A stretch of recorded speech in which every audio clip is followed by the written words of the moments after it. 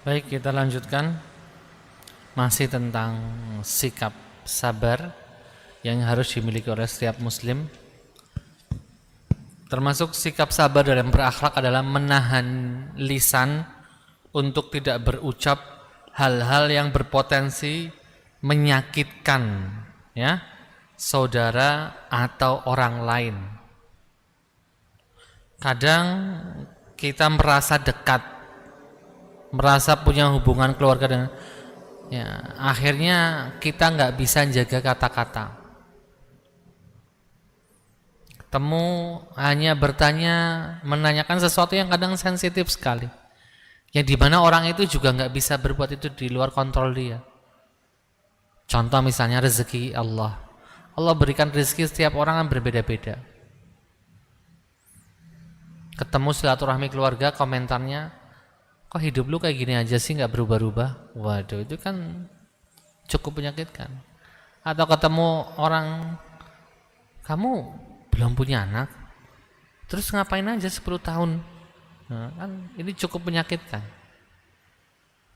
Kelihatannya bertanya, tapi ini nggak pantas, karena sekali lagi itu di luar kontrol dia, itu pemberian Allah Subhanahu wa taala. Kecuali bertanya yang di bawah kontrol dia. Kenapa bajumu seperti ini? Kenapa rambut di setting seperti ini? Itu kan di bawah kontrol manusia. Tahu yang di luar kontrol manusia nggak bisa dong. Kadang kita nggak memperhatikan adab ketika bertanya. Pertama sih salam, tanya kabar. Habis itu tuh mulai gatel nanya yang sana sini. Kadang bahkan orang nggak suka didatengin karena apa? Terlalu banyak ditanya hal-hal yang bikin nggak nyaman. Beberapa hadis menyatakan gini, wa khaliqin nas kama yuhibbun an ya'tu, atau maknanya gini, dan kamu berinteraksilah dengan manusia dengan cara yang mana kamu juga suka diperlakukan seperti itu. Kamu perlakukan orang lain seperti kita itu suka diperlakukan. Jangan kita perlakukan dengan sebuah cara yang mana kita nggak bakal suka diperlakukan dengan cara ini.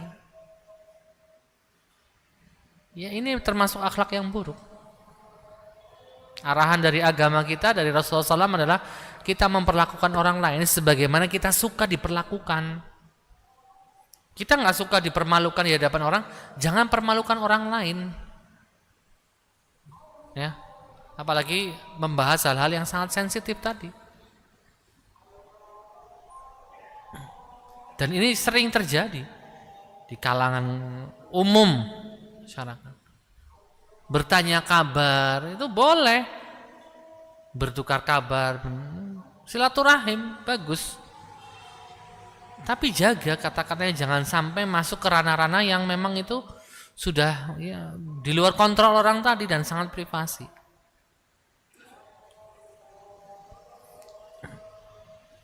Ma'asyiral muslimin, a'azallahu wa iyyakum. Kita lanjutkan ya, berikutnya masih dalam konteks sabaran.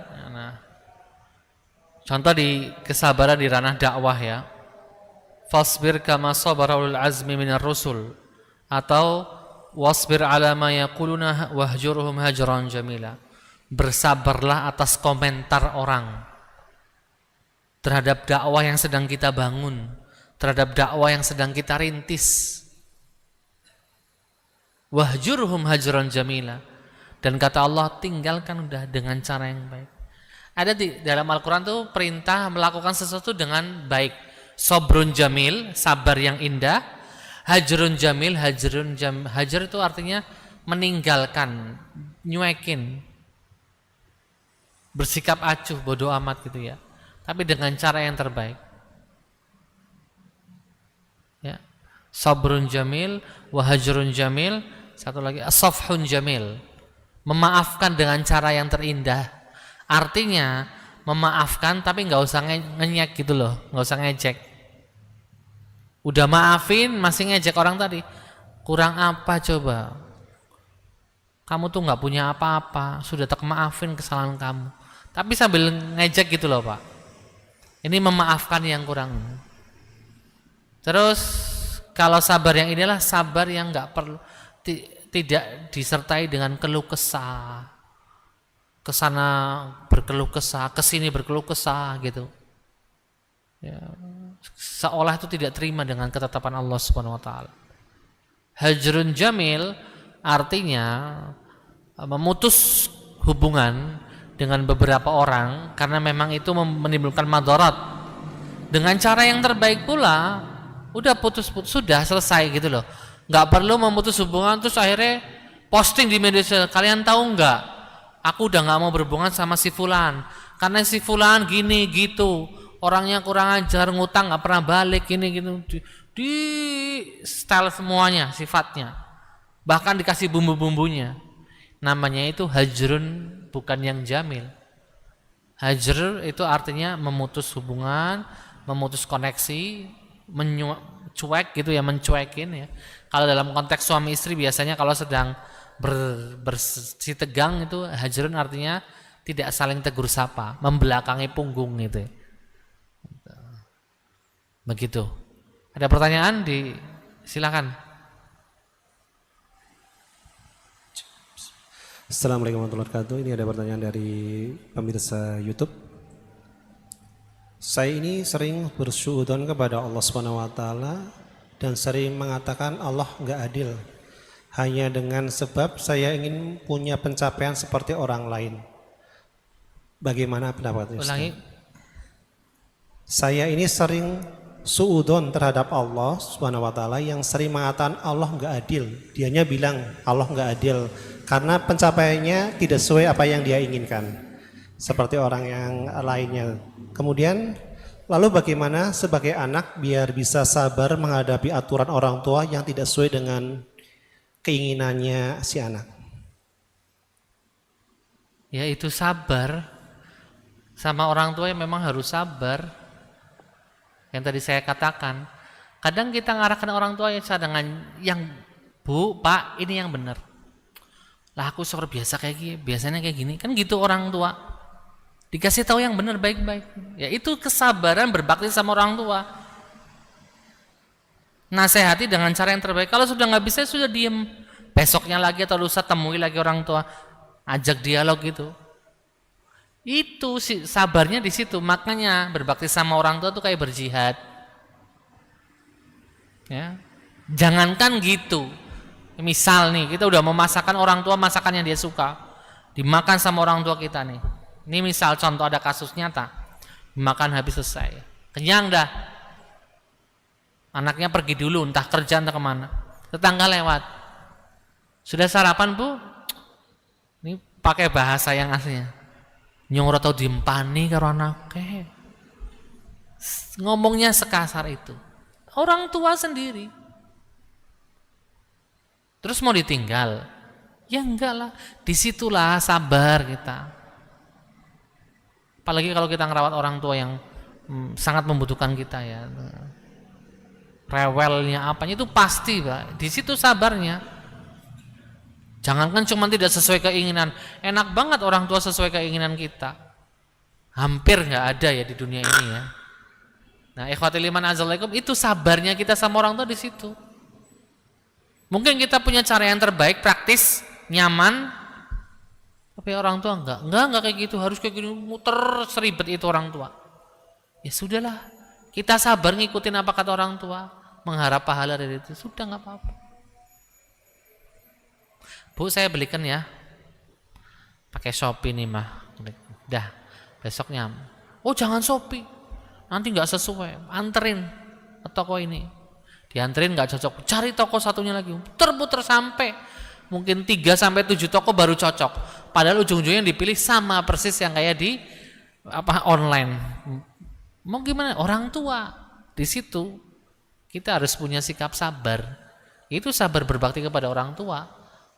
Ya. Wong bahasanya agama kan turutin apa mau orang tua kamu. Selama perintahnya bukan maksiat loh ya. Aman. Tapi kalau perintahnya udah ke arah maksiat, tolak. Saya pun menegaskan kepada teman-teman yang Misalnya, Ustaz ini kami bersih tegang dengan orang tua, tapi orang itu arahnya maksiat, nggak bisa, atau arahnya ke ritual bid'ah, nggak, tinggalkan. Kita nanti dipecoin sama orang tua gini-gini, nggak apa-apa. Karena kalau ngikutin Anda bermaksiat kepada Allah.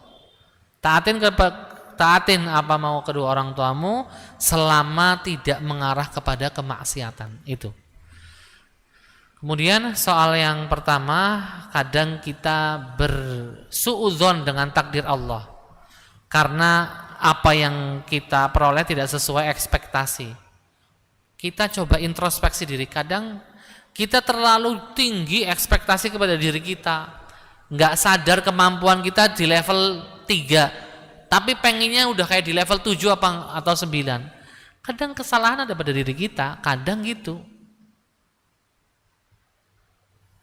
Intinya ikhwatil iman, kalau kita belum bisa mendapatkan apa yang kita inginkan, Allah menginginkan ada kebaikan di balik itu semuanya. Kadang kita paham, kadang kita belum paham.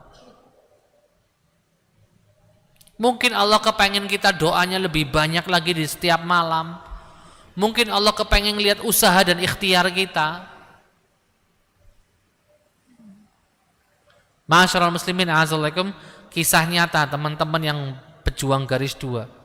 Ada yang punya anak di usia pernikahan 7 tahun, 5 tahun, 10 tahun, 17 tahun. Mereka berbagai macam cara mencoba. Ada yang hamil karena cara ini, cara itu. Ini bukan masalah cara mana yang mujarab, mana yang tokcer, bukan. Tapi sebagai seorang muslim melihat dengan kacamata iman. Sampai di mana ikhtiar orang-orang tadi maksimal di hadapan Allah. Kalau Allah sudah bilang, oh ente udah maksimal nih aku kasih. Wah, ente nggak maksimal, ya belum dikasih sama Allah. Kita berpikirnya seperti itu. Jadi kita bisa positive thinking terus. Dan Rasulullah mengajarkan kita supaya positive thinking. Salah satu caranya husnudzon dengan takdir Allah Subhanahu wa taala. Begitu. Masyarul muslimin a'azzallahu wa yakum. Ya karena di dunia harus sabar Bapak Ibu.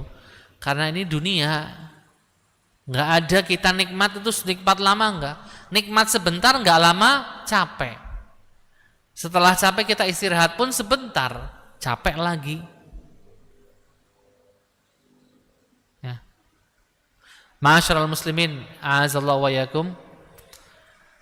Kemudian di surat Yusuf ayat 23, وراودته التي هو في بيتها عن نفسه وغلقت الأبواب وقالت هيت لك قال معاذ الله إنه ربي أحسن مثواي إنه لا يفلح الظالمون.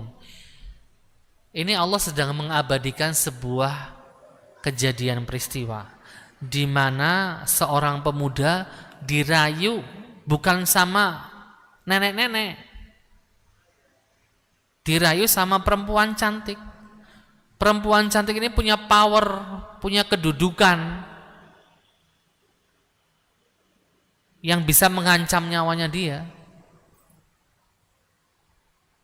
Tapi dengan kesabaran, bukan berarti ini pemuda nggak kepengin perempuan tadi, kepengin juga. Sangat menggiurkan gitu ya. Tapi punya iman, punya sabar menahan diri dari maksiat. Makanya terucap dari mulutnya apa tadi? Ma'azallah.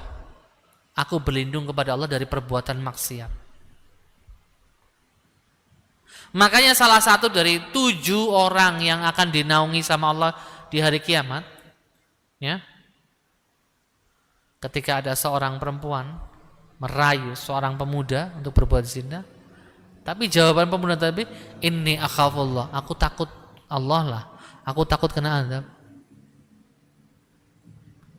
Dan dia punya sabar, kepengin, sama-sama kepengin, tapi punya iman, punya sikap sabar, jadi kuat menahan diri dari maksiat. Ma'asyiral muslimin a'azzallahu wa yakum. Dan sekali lagi masih banyak bentuk kesabaran-kesabaran yang mana semua itu akan mendatangkan kemuliaan dan pahala yang berlimpah bagi pelakunya. Aqulu qauli hadza wa astaghfirullah li wa lakum.